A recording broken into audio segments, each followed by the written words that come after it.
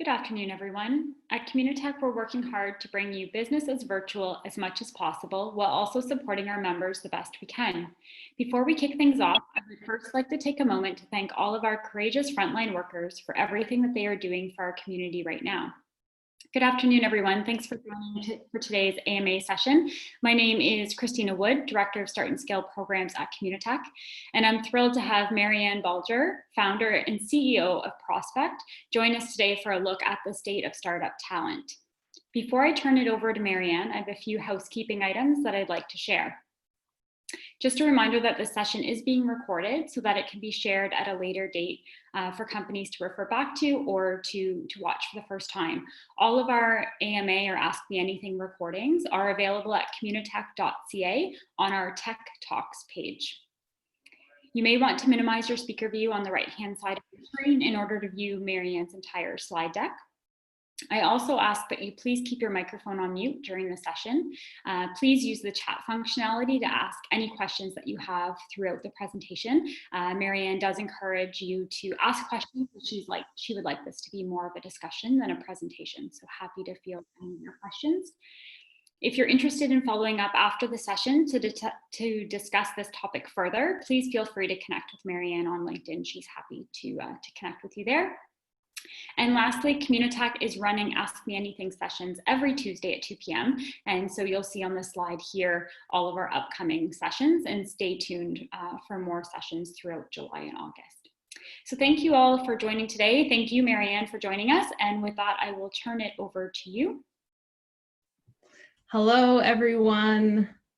Thank you so much to the Communitech team for having me. I'm just looking at the gallery view and I see so many familiar faces. It is really, really special to be here.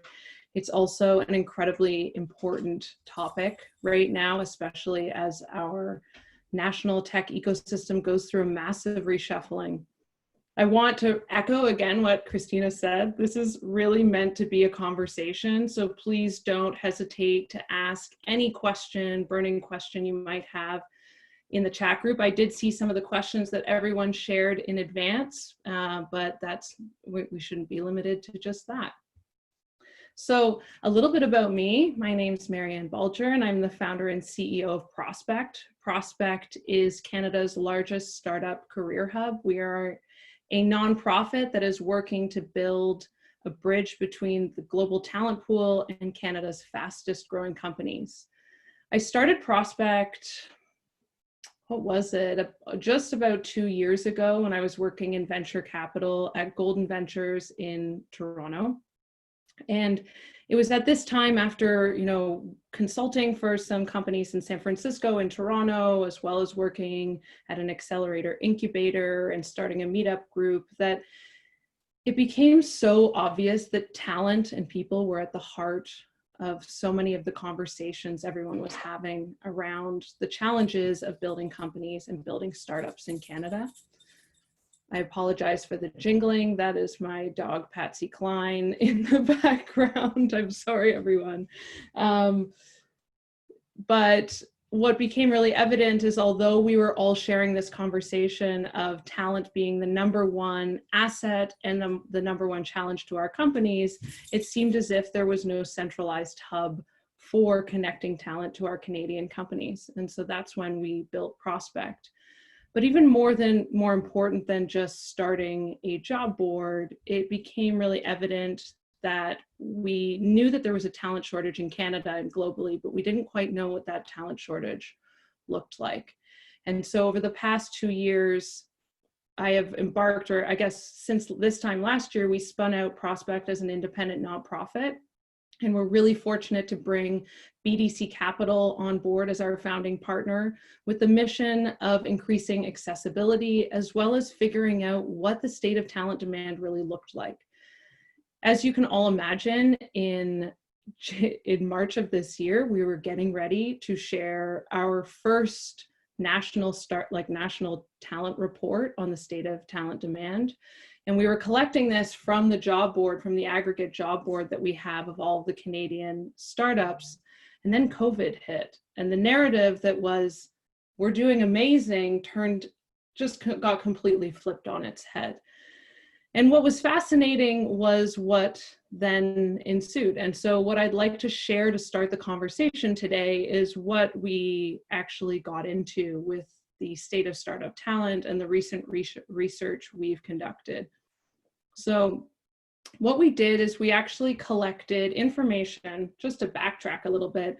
Prospect, we leverage a piece of software that aggregates all of the jobs available in Canada's tech sector into one place. If you're a founder of a company and you're on this call right now, you might already have a listing on Prospect, whether you know it or not. We promote opportunities for free, and you never have to post a single job. It's the same software that Communitech uses for their awesome job board, workintech.ca. And so we used the data that we collected in Q1 of this year of over 12,000 jobs to check out what it really looks like inside of Canada's tech sector.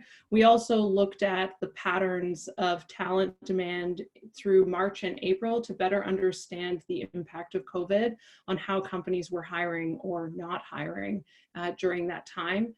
We also are home to the help list, which many of you might know, but is a list of talent who have been impacted by layoffs during the COVID crisis, but has continued to expand, and we leveraged that data as well. So let me get into it. I'll share a couple of the high-level findings, and then I'd love to, start the conversation a little bit more. Next slide. Yeah, perfect. So one of the interesting things we wanted to look at, as I mentioned, is, we know there's a lot of talent in demand, but what does that breakdown actually look like? And so, unsurprising to probably a lot of people on this call, software engineers and sales and business development professionals are the most in demand talent pools within the Canadian startup market, followed closely by marketing and communications, operations, IT, and so on. What's fascinating is that this does vary a little bit across the country. One curious difference shows up in Montreal's talent demand split, where sales and biz dev talent actually only makes up 9% of the total talent demand. And then when you start to look at regions like Waterloo, you see actually a larger percentage. I think the representation in Waterloo of software engineering demand is actually closer to 30%. And so it's natural to see in regions where there is a bigger pool of talent as a result of the university, that's where that talent demand might shift. Next slide. So unsurprising as well, 64% of Canada's startup talent demand is in the province of Ontario. This is also very closely in line with job creation in Canada. Don't quote me on this, but I believe 75% of the nation's job creation in 2019 was actually within the province of Ontario. And we all know between Waterloo and Toronto and Ottawa, there is a ton of things happening in terms of the cultivation of startups in Canada. And on the next slide, we dive a little bit deeper into looking beyond Canada. So another question we asked is, where are Canadian startups hiring outside of the country? We actually don't, the way our aggregation software works is we're not limiting the jobs listed to just within the country. And so what was fascinating is that 58.6% of jobs located outside of Canada were in the US, followed by the UK, which was actually around, let me pull it up, I have it right here. I want to say it was like around, 5.87%. So it's not, the US really dominates that spread in terms of where companies are hiring. What's really interesting though, when you start to look specifically at the US, is unsurprising. San Francisco is one of the top cities where companies are hiring with 16%, New York City at 12%, Los Angeles at 11%.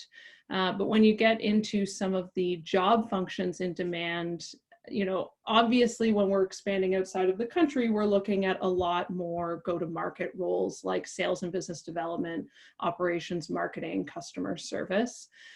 Fascinating though, software engineering, not on the map in San Francisco. I think we have this perception that a lot of companies are expanding some of their core teams and functions to San Francisco or the Valley, but only when we looked at San Francisco, the largest percentage of talent and demand was actually operations, followed by sales and biz dev, and then software engineering only made up 6%, which I thought was quite interesting. On the next slide, I explain a little bit more about COVID. So all of this is well and nice, and I just skimmed a few of the key interesting stats from the report, which I encourage you to check out on our website at prospect.fyi. But really what we wanted to look into was how COVID was impacting how companies were hiring during, especially right after sort of the initial impact. And so we ran a survey across the national tech sector, and we found that 60.9% new job creation for Canadian startups dropped by 60.9%. And this was reflected on the Prospect job board and the rate at which companies were hiring. I'm sure if you are, responsible for any kind of hiring within your own company, or you are founder of your company, this resonates. Most people sort of pressed pause at that moment. What we've been able to see is actually an ebb and flow of hiring as the Canadian government has released new programs and as new applications have come into play for relief funding. And we are starting to see an uptick in growth, which isn't reflected on these slides, but I look forward to sharing more in our next report. On the next slide, I speak a little bit about, in that same survey, we found that 24% of Canadian startups have conducted layoffs in the wake of COVID. Again, unsurprising, but what was also interesting is that when we benchmarked that against the total workforce of the sample size of of those survey respondents, it made up about 5.5% of their overall workforce pre-COVID. This is a great segue.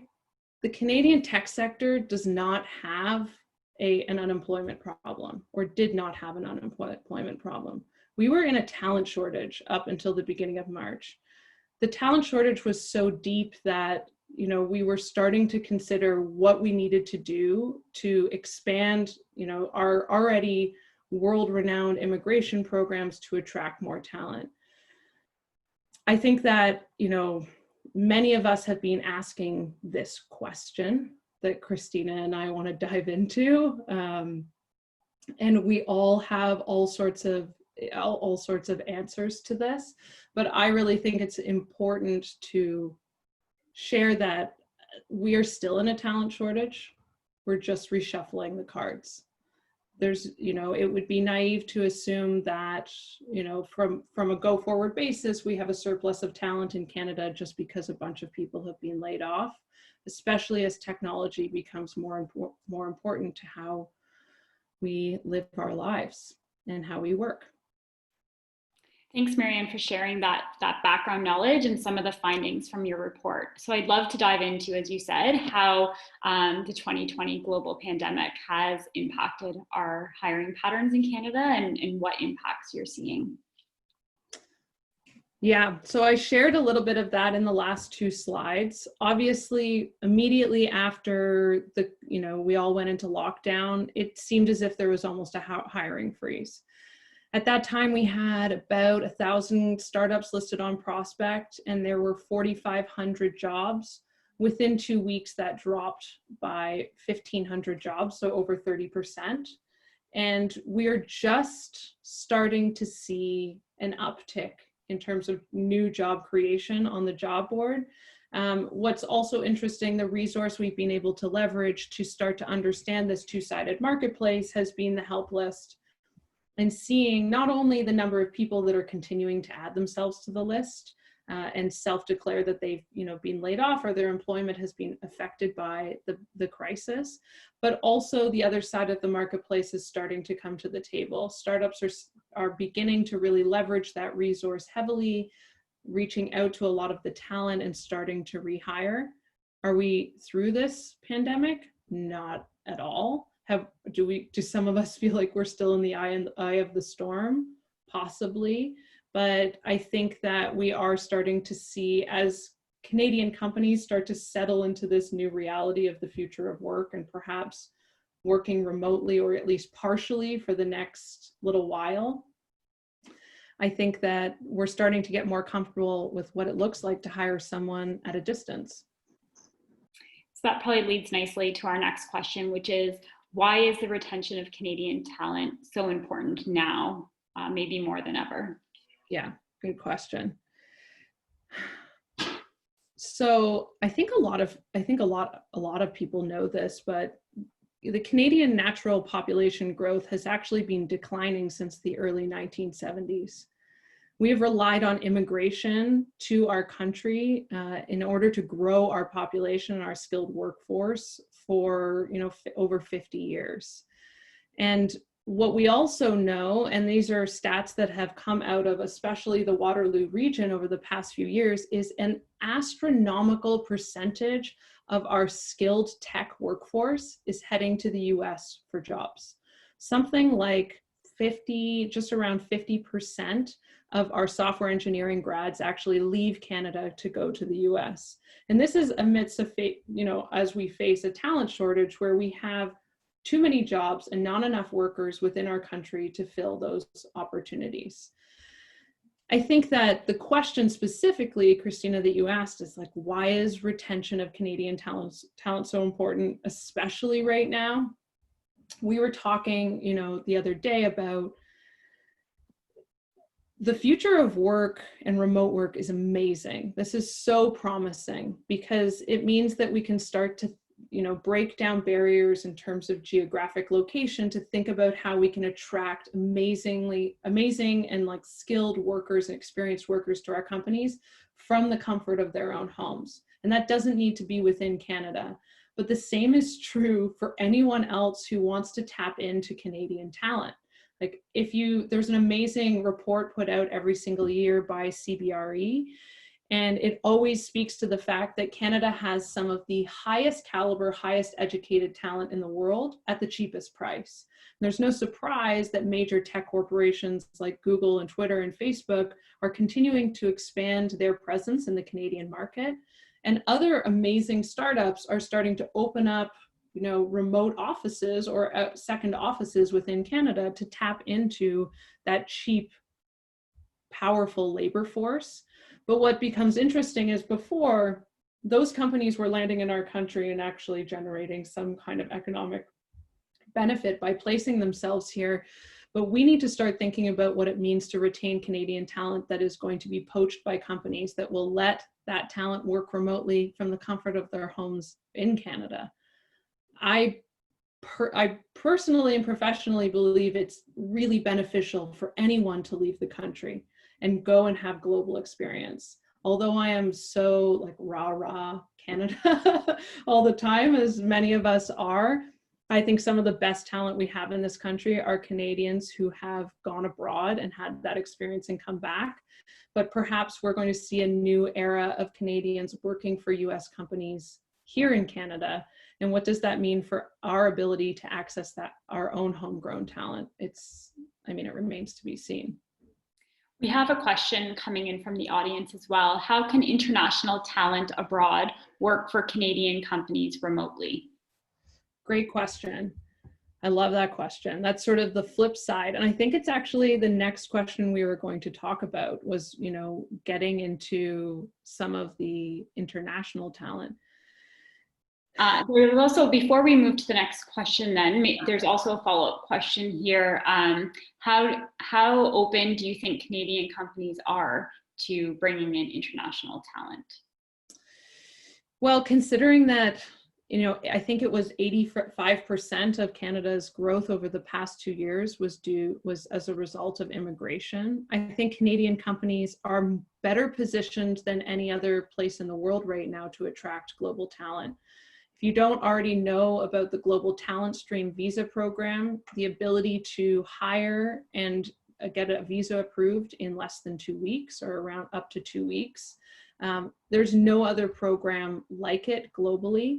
I think Canadian companies are well poised to be attracting global talent.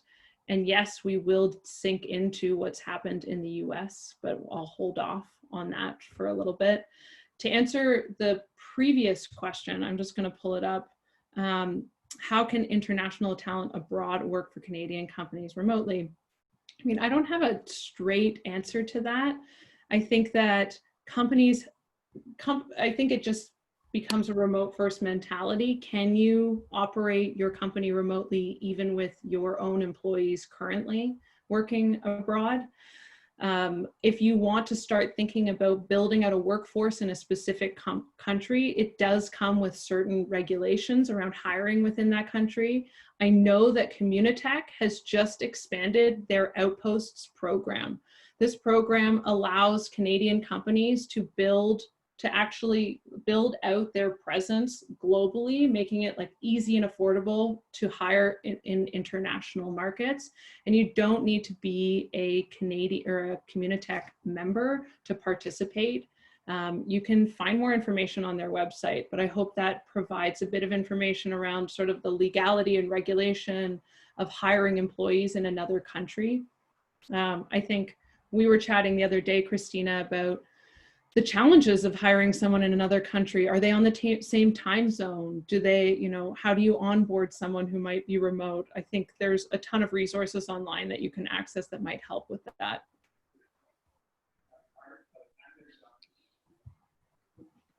So our next question that we had here was, why is the attraction of global talent so important? So I think we've touched on that a little bit. Did you have any other thoughts that you wanted to add here? We're still in a talent shortage. It might not seem like it right now because there's so much talent out there who've been laid off as a result of this global pandemic. But if you think like I do 2 years from now, in 2 years, as we really start to settle our feet in and into recovery from this, hopefully it doesn't take that long. What we need to think about are the intangible opportunities that are in front of every single global leader right now. Every single country has the opportunity to think about what it's going to look like to come out on top after this pandemic. And it's not just about, health and the economy. It's about thinking about how you are rebuilding and restructuring to be stronger afterwards.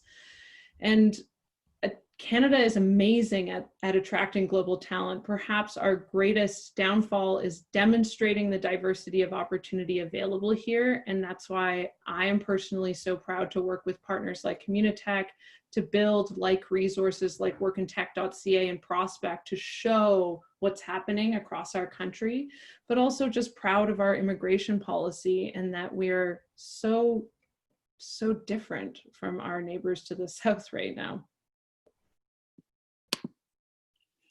With remote work on the rise, what does this mean for talent attraction? I think we've touched on this a little bit.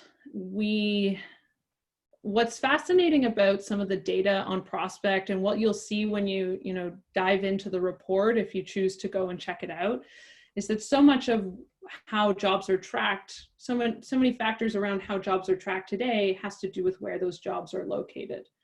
And I mean, we are all having this conversation about what it means, what the future of work is going to look like. Are we going to go back to the office? Why should we go back to the office? Why shouldn't we go back to the office?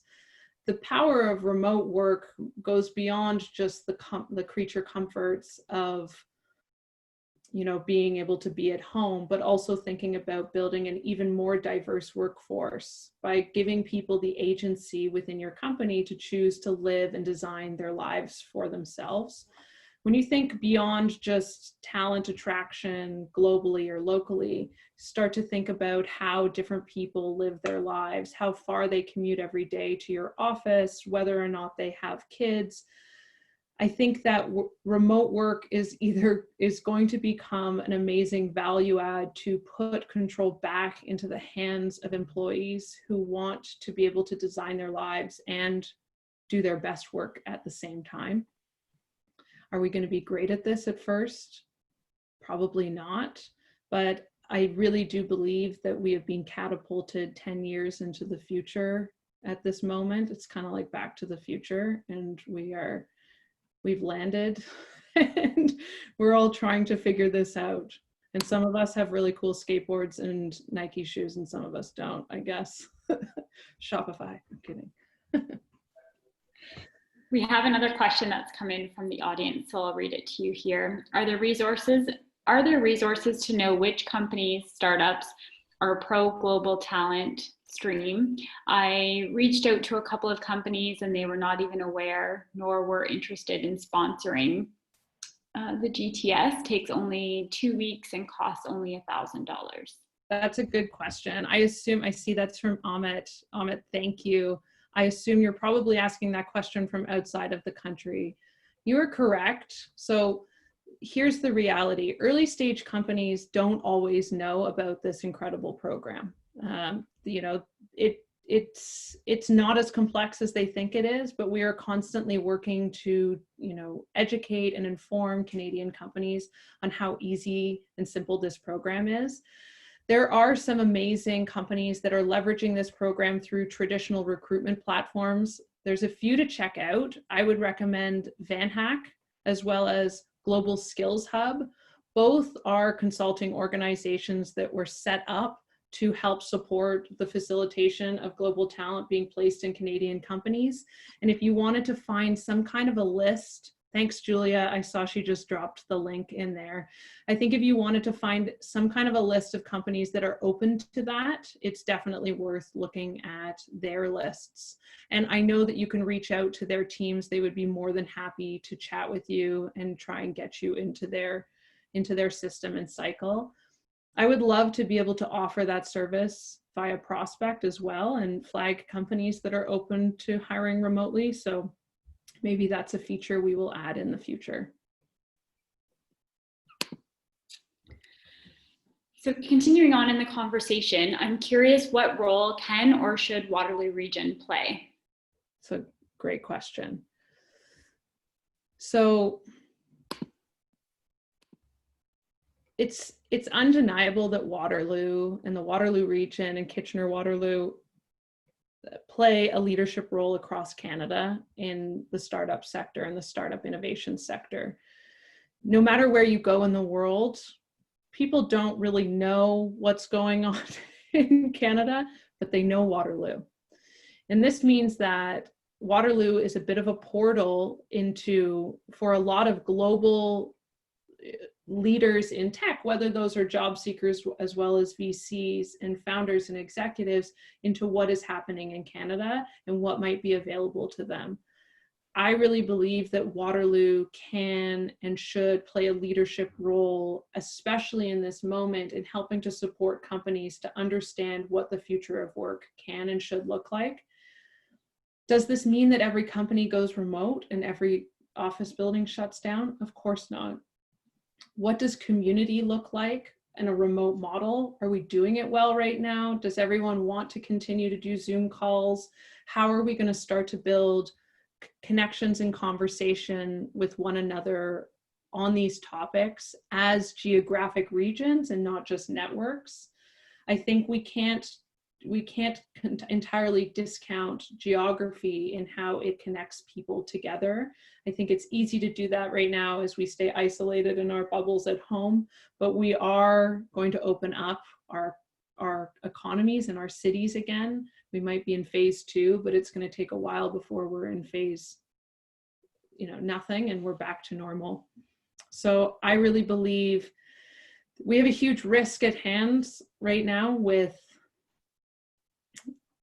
the attraction of Canadian talent to international companies the same way that we want to be able to attract talent here. And I'm really curious how Waterloo will be able to start to retain even more software engineering talent, even in this moment, especially with the block on H-1B visas that was announced in the executive order yesterday by the US government. Those are a lot of the visa programs that our Canadian software engineers were getting accepted into the US on. So there is an opportunity for us to start thinking through why Canada should be a first choice for Canadians and for international talent. And Waterloo is always at the forefront for our global partners. Marianne, I'm wondering if there's anything that Canadian and Waterloo companies should be thinking about with respect to retaining their current talent. So as you mentioned, we're able to attract talent here now globally with the remote work. Are there things that the company should be thinking about in the retention of, there are certain things that they can implement within the companies to help retain some of their current talent? That's a good question as well. I am not an expert on internal HR per se. I know there are amazing networks, leaders, and leaders out there in Canada and globally who are writing on this subject matter right now. Companies globally, especially startups, often put HR last. I know it's front of mind for you if you're building a company, but you also have a few months runway, and hiring someone to lead your HR strategy isn't always, in the cards. Right now, more than ever, it might seem like you're safe with your talent because there is this talent surplus and we're in this economic uncertainty, but there's actually like I said, there's a huge reshuffling of talent, and there's an opportunity for some of your best talent to start considering what it means to look at a new opportunity. And so don't discount, that risk at this moment. Start thinking about what it meant to build culture within your organization previously, what it means to connect your team together right now. Make sure that it's not just beers on Friday. Not everyone drinks beer. Not everyone wants to hang out with you on a Friday. Start thinking about what it means to create psychological safety and psychological meaningfulness and inclusion in your organization remotely. And for those who might not know those, buzzword academic terms, those are huge pieces in understanding what it really means to feel that you belong at a company. And belonging is becoming a more and more pertinent topic the further we become from one another physically. Psychological meaningfulness refers to how connected someone feels to their work and the autonomy that they have over their work and their ability to learn and grow as a leader. Psychological safety really refers to how safe and comfortable someone feels to be themselves in the workplace and to represent themselves and to be accepted as that. And obviously inclusion becomes this overarching experience as you consider what your cultural points are and how safe people feel and how meaningful and connected they feel to their work. I think now more than ever, we need to think about what it means to scale talent at a distance so that we're not going to lose that talent to another company, worse, lose them to a corporation or a corporation in another country who might be willing to pay them more. Thank you. That was the last question that we had set out. I'm curious from the audience if you have any questions, things that you were hoping to learn from today's session that we haven't yet touched on.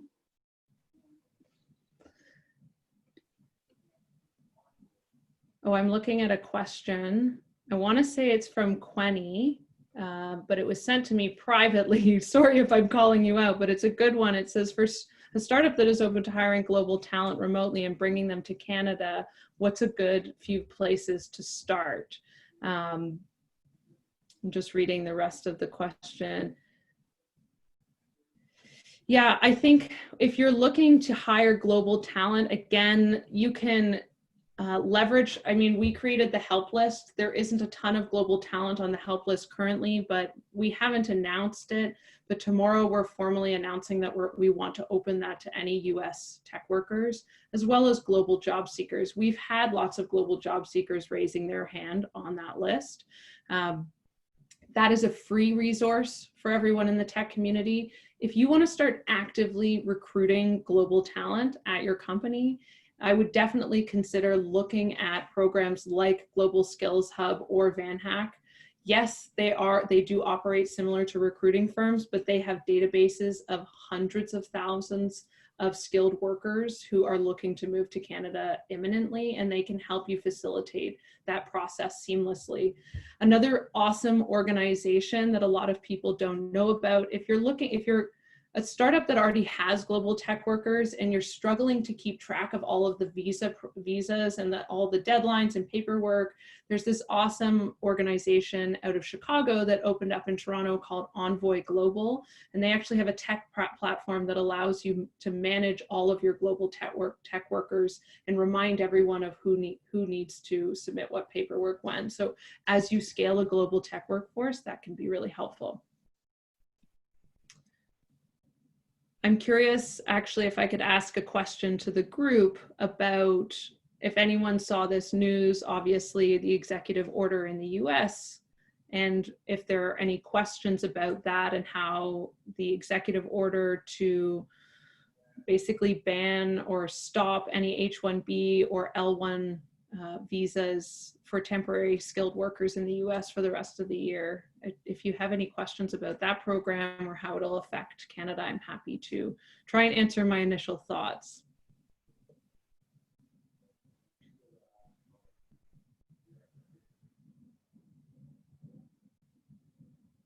Maybe if not everyone's familiar with it, Marianne, maybe you could just give a brief Hello. overview of what that means. Oh, Kristen, were you trying to ask a question?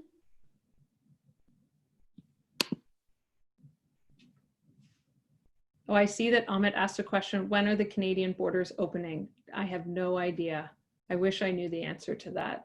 I think that we are still obviously accepting workers into the country who are approved on visas. It does still require anyone coming into the country to quarantine for 2 weeks, but there's no set deadline on when the borders are going to open. And to provide some more context, Christina, thank you. I should have said that. So yesterday, actually over the past few weeks, there have been whisperings of this executive order that President Trump was going to put into place. That was going to freeze all temporary skilled foreign worker visas for the rest of the year. For those who don't know, basically when someone wants to move, like a Canadian, think about a Canadian software engineer that wants to move to the US to work for a US company, or even think about yourself if you're like in marketing or sales and business development, often you'll end up in the country on an H-1B visa, which is a temporary visa. There's a question from Julia, do you still need an H-1B visa to work in the US if working remotely? No, that's right, Amit's correct. You can still work remotely. So essentially, Trump, most of the Canadian tech workers who might have been in the US, or any tech workers globally that were on temporary visas within the US to work for US companies, were there on an H-1B. The other visa program that they have frozen for the rest of the year is called an L-1. You can correct me if I'm wrong, but the way that I understand L-1 is that it's actually US corporations can apply to move their global workforce. So let's say Uber in San Francisco had an Uber employee in Toronto and they wanted to move that employee to San Francisco, they can actually bring that employee in on an L-1. So as of, I think today, basically Trump has signed an executive order to freeze that for the rest of the year. So no new work permits will be granted. This is massive because there are tons of H-1B visa holders in the US currently, and even TN visa holders. TN is kind of the visa you get before you apply for the H-1B, who will not qualify if they need to apply for that, and they're going to be thrown out of the country, which is obviously a massive opportunity when we're talking about the state of talent demand in Canada. There's going to be a ton of talent starting to look north to Canada as their next step for a job opportunity. And we're hoping that we can start to capture some of that information on the help list and work with partners like Communitech to get that talent to you and to your and in front of your teams.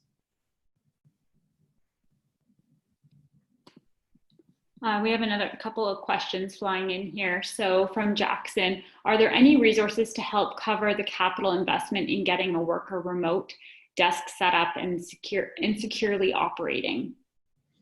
So I think he's asking about setting up employees remotely and some of the burden around the investment involved. Yeah, so I'm actually not sure if there's a specific answer to this. I think it's relative to those different countries, like assuming you were going to set up hire someone in another country, it's probably on you, or to consider what it looks like from that government standpoint, whether they have programs.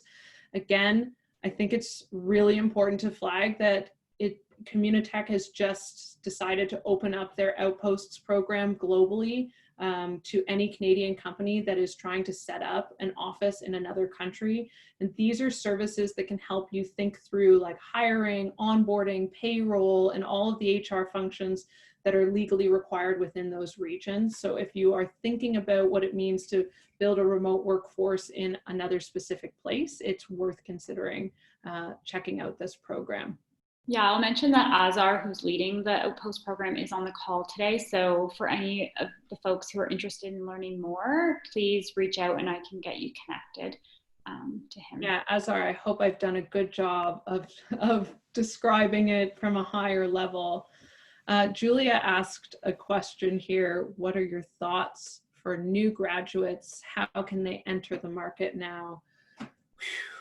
It's tough, but I think, again, we're starting to see the economy pick back up. It's more important than ever, whether you're a new graduate or whether you are 5, 10, 15 years into your career, to think about your digital identity. If you are looking for work right now and you're trying to explore new opportunities, it's always a two-sided conversation. Just because a ton of people have been laid off doesn't mean you need to sacrifice your own happiness to work for a company with a really bad culture. So that's important to say that, like, do your research. You deserve to make a good choice about a company, but also it's really important to show your human side. Forget all of the advice you heard from and this is perhaps partially the answer to Julia's question, like throw out all of the career center advice from your university and start really thinking through what it means to have a digital identity and show your human side online. To anyone on this call, if you have not purchased your namesake domain, you need to do that ASAP. I have mariannebulger.com, but it's really, first of all, it's an awesome way for you to showcase your talents outside of the boxes of LinkedIn. You don't need to overthink it, but it's a really amazing way for companies to get to see who you really are. Looks like Julia agrees with that. Thanks, Julia. And Azar, thank you for putting the link to the Communitech page on Outpost there. Thank you for that. Are there any other questions for Marianne before we wrap up today?